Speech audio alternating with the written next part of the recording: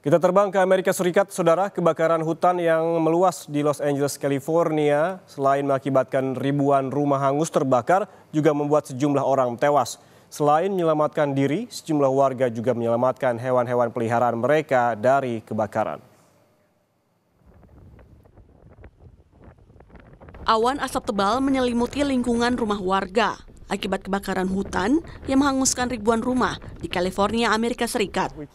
Hingga kini petugas pemadam kebakaran masih berusaha memadamkan titik api yang masih menyala. Layanan Cuaca Nasional Amerika Serikat mengeluarkan peringatan bendera merah untuk kondisi kebakaran parah hingga Rabu mendatang. Seorang warga bernama Dylan Vincent mencoba kembali ke rumahnya di tengah asap tebal dan api yang masih membara. Ia kembali ke lingkungan tempat tinggalnya untuk mengambil sejumlah barang miliknya. We came back to save a bit of art and just noticed across the street a bit of smoke coming out from there. Obviously the house across the street just unfortunately burned down and 4 houses down, so it's been definitely a rough ride for the community over the past few days. For the most part, we're either going to try and drive pretty far south or pretty far north. For us, it'll probably be north, but I hope for most of my neighbors, they were just able to get out safely and just have somewhere to sleep.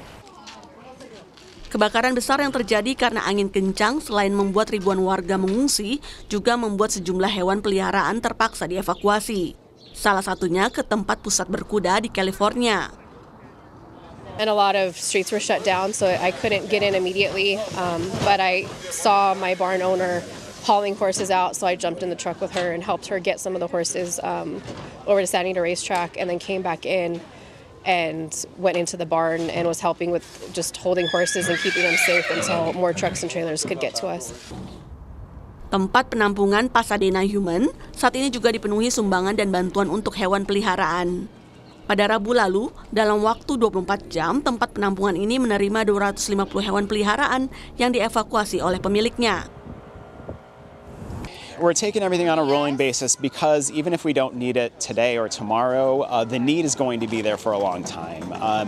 Knowing that some folks have lost everything, we're going to be able to provide them with one less thing to worry about, and whether that's dog food or cat food or a dog bed, we'll have that here on hand for them when they need it.